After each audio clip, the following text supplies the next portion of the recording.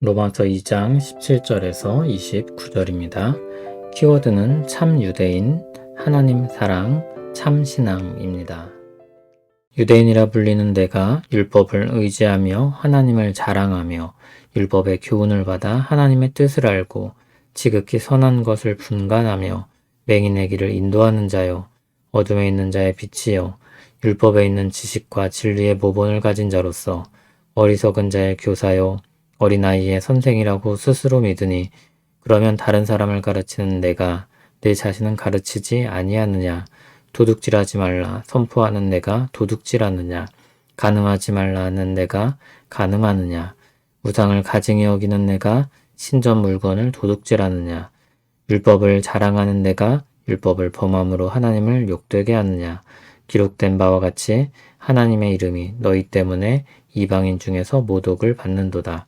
내가 율법을 행하면 할례가 유익하나 만일 율법을 범하면 내 할례는 무할례가 되느니라. 그런즉 무할례자가 율법의 규례를 지키면 그 무할례를 할례와 같이 여길 것이 아니냐. 또한 본래 무할례자가 율법을 온전히 지키면 율법 조문과 할례를 가지고 율법을 범하는 너를 정죄하지 아니하겠느냐.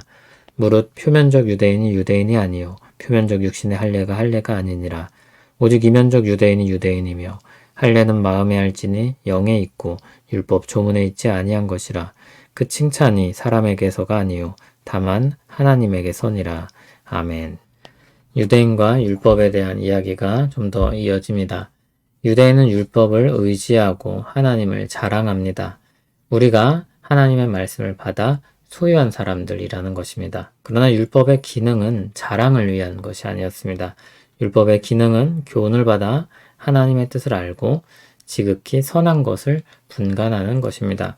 그 교훈으로 눈이 어두운 자를 인도하며 빛으로 나오게 하는 것입니다. 율법을 가진 유대인은 지식과 진리의 모본을 가지고 있다고 자랑합니다. 그리고 교사요 선생으로 자처합니다. 하지만 그들의 학생은 어리석은 자요 어린아이입니다. 21절부터 유대인들의 실상을 꼬집습니다.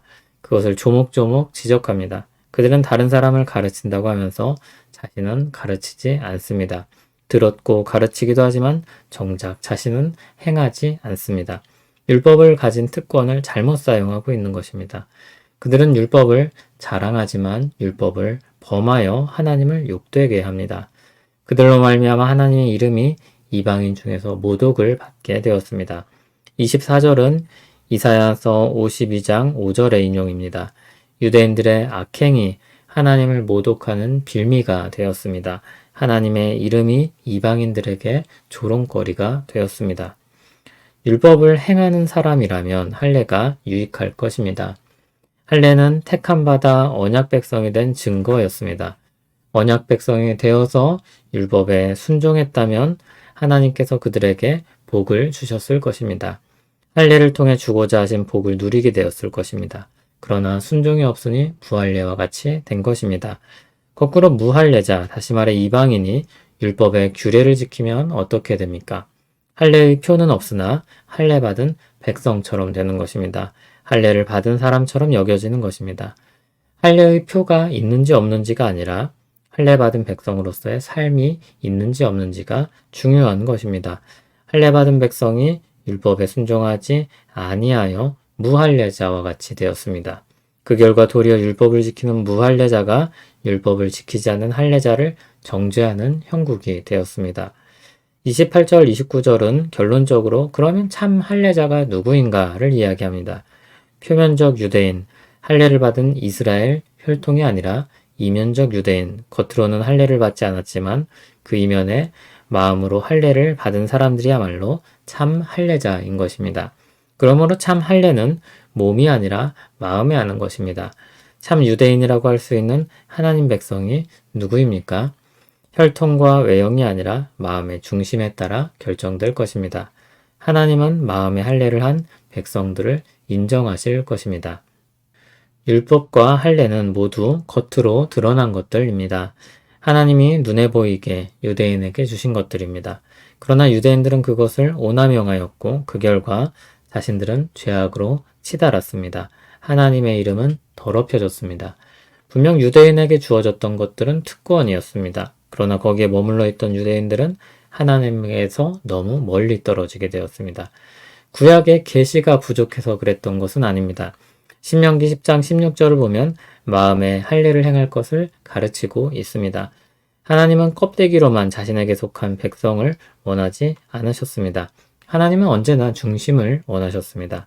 하나님은 마음을 다하고 뜻을 다하고 힘을 다하여 하나님을 사랑하라고 말씀하셨습니다.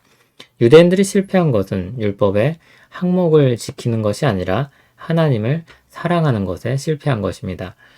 예나 지금이나 하나님이 원하시는 것은 껍데기가 아니라 중심입니다. 규칙을 완벽히 지켜내는 사람이 아니라 하나님을 사랑하는 사람을 원하십니다. 성령님을 통해 마음이 새로워진 신자들이 추구해야 할 것은 규칙 목록이 아니라 하나님을 사랑하는 것입니다. 하나님은 성령님을 우리에게 보내주셔서 굳은 마음을 부드럽게 하셨습니다. 하나님을 사랑하며 살 수 있게 하셨습니다. 하나님을 사랑하는 마음, 그것을 원하고 구하길 바랍니다. 아우구스티누스가 했던 유명한 말이 있습니다. 하나님을 사랑하십시오. 그리고 원하는 것을 하십시오. 기독교를 깨달음이나 규칙으로 오해하는 사람들이 있습니다. 참된 기독교 신앙은 하지만 하나님을 사랑하는 것입니다. 사랑이 그렇듯이 사랑은 전부를 요구합니다. 아무나 사랑하고 전부를 쏟아붓는다면 문제가 될 수 있습니다. 그러나 하나님을 사랑하고 전부를 쏟아붓는 것은 지혜로운 것입니다. 하나님을 사랑하는 지혜를 얻기를, 하나님과 더불어 사는 복이 넘치기를 소원합니다. 우리를 먼저 사랑하신 하나님의 사랑에 감화되어 하나님을 사랑합니다. 하나님을 향한 우리의 사랑은 보잘것없습니다. 베드로와 같이 진심으로 사랑하지만 한없이 연약한 사랑임을 고백합니다. 사랑을 구하여 얻기를 바란다는 것이 이상하게 느껴지기도 합니다. 그럼에도 가난한 마음으로 주께 구하오니 우리에게 사랑을 더욱 부어 주시옵소서. 예수님 이름으로 기도합니다. 아멘.